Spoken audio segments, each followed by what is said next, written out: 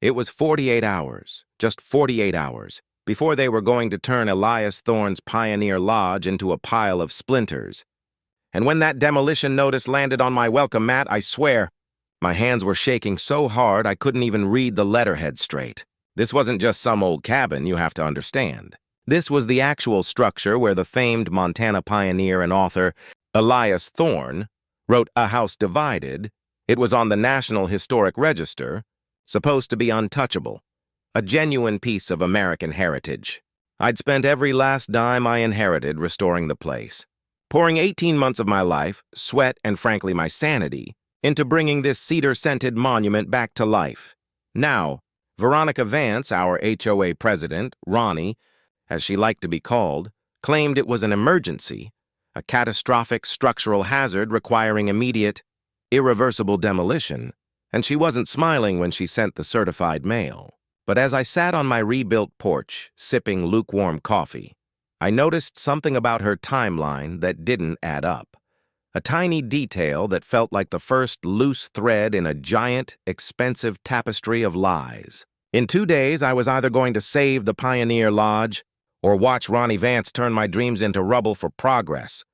Profit and money. I didn't know yet, but I was about to find out the hard way. The notice was stamped in intimidating red ink. Immediate action required, referencing a comprehensive assessment by a certified engineering firm, Sentinel Survey Group.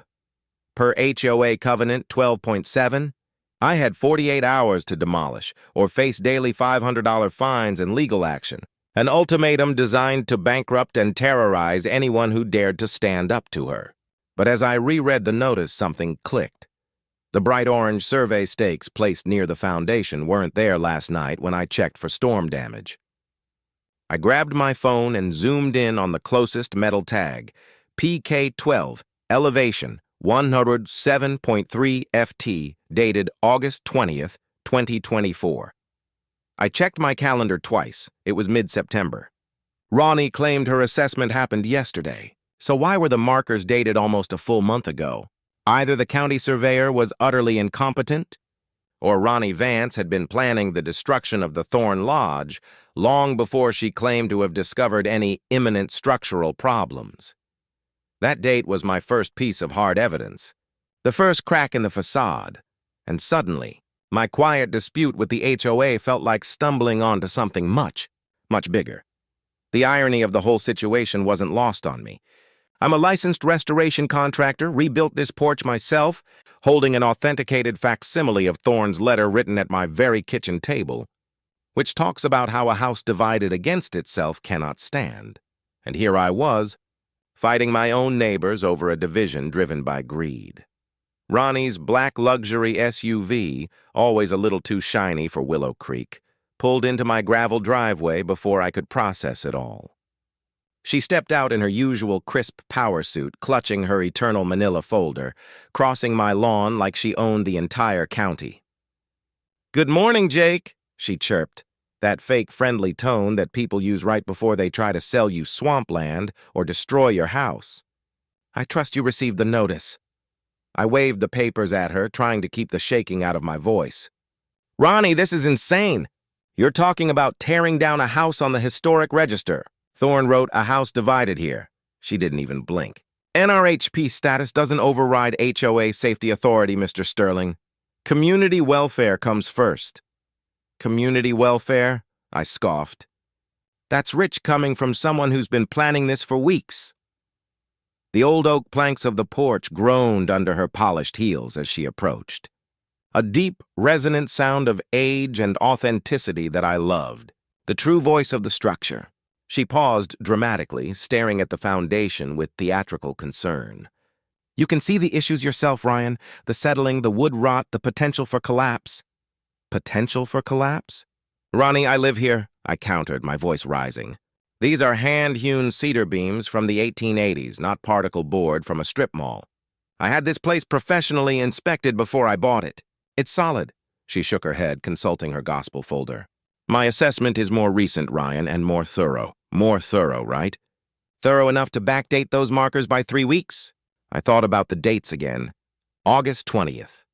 I zoomed in on the photo on my phone and noticed the tag's elevation, 107.3 FT, matching exactly with the corner where she had mentioned wanting to build something at the last HOA meeting, the Oak Haven Towers luxury condo project. This wasn't about safety. This was about land. She wanted the land, and she'd been planning it since August, no matter what her fake notice claimed. When I looked up, I caught her staring, not with guilt, but calculation, measuring how much I knew. Her fake friendliness vanished. "I understand you're emotionally attached," she said, her voice turning cold. "But emotion doesn't trump engineering science. My structural assessment shows clear and present danger." I noticed her folder, multiple copies of the same notice, pre-signed and ready to go. The investigation escalated fast. My neighbor, Sarah Jenkins, showed me her own stack of HOA violation notices, 12 things suddenly wrong with her deck overnight, all sharing the same slick, professional, but ultimately fabricated look. My purchase order for Sentinel Survey Group was 7312. Sarah's was 7311 from a different yet identical-sounding company. They were sequential. Ronnie wasn't just targeting me. She was running an organized operation to scare residents into selling or bankrupting them with expensive, forced repairs. I drove to the address listed for Sentinel Survey Group, Unit 27 in a nondescript business park. No sign, no engineering equipment, just generic office furniture. The property manager confirmed Unit 27 had been vacant for 3 months. Ronnie was manufacturing phantom companies to give her fraud the appearance of professional backing. With the evidence piled on my kitchen table, I decided to play my biggest card at the emergency HOA meeting that evening. I walked into the community center, which Ronnie had turned into a prosecutor's evidence room.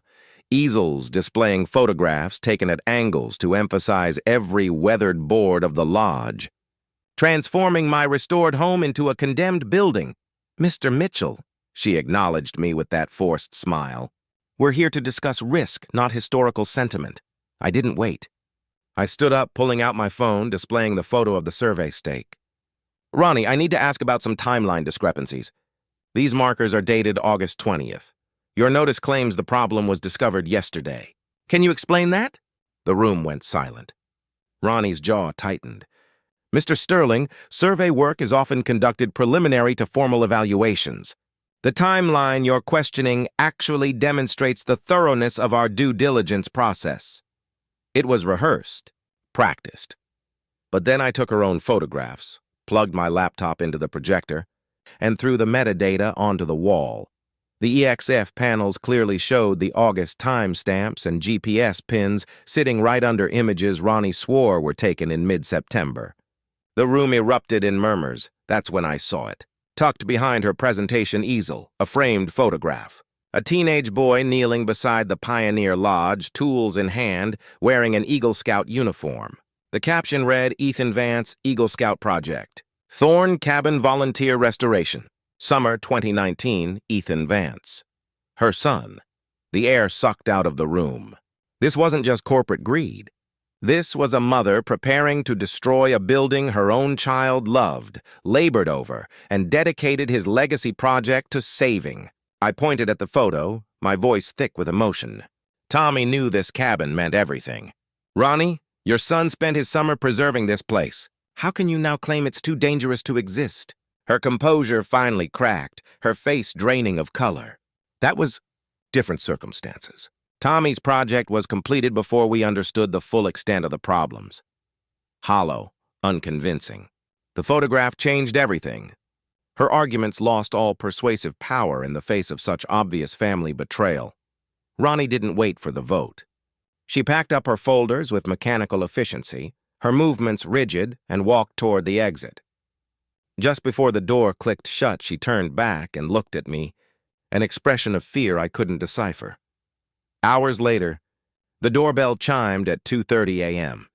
It was Ronnie, alone, dressed in jeans and a sweater, looking like a tired neighbor, not the formidable HOA tyrant. I let her in. She sat down, looking at the framed Thorn letter about division. "You know why he wrote those words here?" I asked her. He was watching neighbors turn against each other over the future of the nation. He said internal division destroys communities more than external threats ever could. She nodded slowly, utterly defeated. My father built Vance Development 40 years ago. When he died last spring, he left me responsible for my mother's cancer treatments, Ethan and the twins in college, and business debts I have to personally guarantee. Without the Oakhaven Towers project, I can't cover what's needed. The kids would drop out, Mom would delay treatment. 4 decades of work ends in bankruptcy. The human cost hit me like a physical blow. She wasn't a villain. She was a desperate daughter. Why the August 20th markers? I pressed. She looked away, silent for a terrifying half-second as she chose between continued defiance and the truth. Because I've known since July that the Oakhaven project would require your property. The structural assessment was supposed to be a formality, documentation, to support an offer to buy you out at fair market value. I never expected you to fight back with evidence and federal protection claims. The phone rang just as she reached the door. It was Gary O'Malley from the county records office. I answered on speaker. Jake, I've been going through the federal grant archives all night and I found something important. There was a conservation easement filed in 2001 when the lodge received federal rehabilitation funding. That easement is still legally active. Ronnie can't touch the cabin without federal review and approval, regardless of local HOA authority or safety claims. Period. Ronnie froze, turning back towards me. Not fear, but resignation. Jake, you don't know the whole story about that federal protection, she whispered.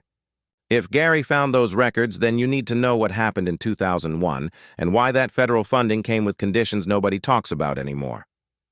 The protection covers the building, but it doesn't protect you. The storm broke at dawn. Heavy raindrops hammering the plastic tarps Sarah and I were stretching across the roof. Gary O'Malley arrived with his leather briefcase, spreading documents on the kitchen table, the original 2001 grant paperwork. This isn't just a listing, Gary explained, pointing to the legal language. This is binding protection with teeth. Ronnie can't demolish or transfer ownership without Department of Interior approval. Deputy Rodriguez pulled into the driveway, tablet in hand, carrying the final piece of the puzzle, the body cam footage from yesterday.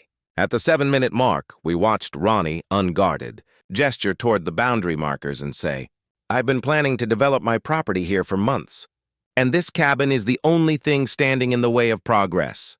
My property. She claimed ownership of the Thorn Lodge in a moment of honest-to-God greed, caught by law enforcement. Then Gary produced the smoking gun, a property purchase option, signed by Ronnie, dated September 5th, nearly 2 weeks before she officially declared an emergency. It stipulated that the option became void if the property could not be demolished and cleared within 90 days. Her desperation for the 48-hour deadline suddenly made financial, contractual sense. Minutes later, the TRO was granted. We were saved. But our celebration was cut short when the massive excavator rumbled up the drive at exactly noon, right on schedule.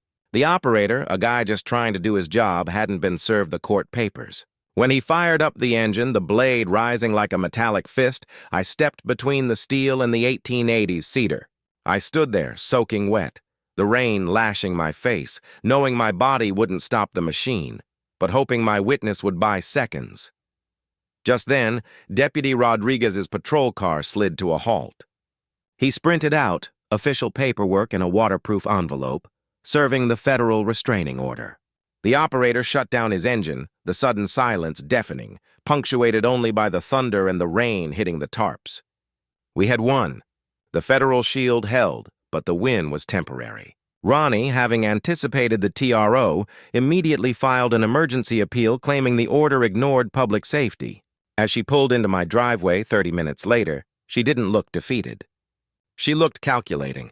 "Perfect timing, Deputy," I remember her saying, almost under her breath. Exactly as I expected. In the courtroom, her high-priced lawyer, Marcus Harris, presented her fabricated assessment. But I countered with the irrefutable metadata analysis, August sunshine sitting right next to September shadows, proving systematic, premeditated fraud. When the judge, Patricia Hendress, ruled to extend the TRO indefinitely and demanded full financial discovery, Ronnie's face went white. She whispered frantically to her lawyer, who stood up, his practiced confidence gone, replaced by terror. "Your Honor," he stammered. My client would like to change her plea and cooperate fully with any investigation. Change her plea. She was moving from civil litigation to criminal prosecution. She wasn't trying to save herself. She was preparing to expose something or someone bigger. 6 months later, Ronnie Vance stood at the defendant's table in an orange jumpsuit, convicted of wire fraud, document falsification, and conspiracy. The judge sentenced her to 18 months in prison. As the marshals led her away, she turned, catching my eye. There was no hatred or regret, only acceptance. The lodge was saved. Sarah Jenkins became the new transparent HOA president. And the most unexpected thing? Ethan Vance, Ruby's son, came home from college. He began volunteering, leading guided tours of the Pioneer Lodge, using his experience to teach school groups about the connection between Elias Thorne's words about division and our recent battle over community integrity. As I watch him now, a young man standing on the porch, telling 35 fourth graders how ordinary people can preserve extraordinary places through cooperation and determination, I realize we didn't just save a building, we created a legacy. We proved that American democratic institutions can still function when citizens engage seriously with their responsibilities, and that history provides not just context, but a practical lesson about protecting shared values from forces that would divide communities for private gain. If this story, of a determined HOA president, a historic cabin, and a federal restraining order made you say, "No way that's real," then I'm asking you to hit that like button, share this video, and tell me, what's the one thing you would stand up in front of a bulldozer to protect? Drop your thoughts in the comments below. Let's talk about justice.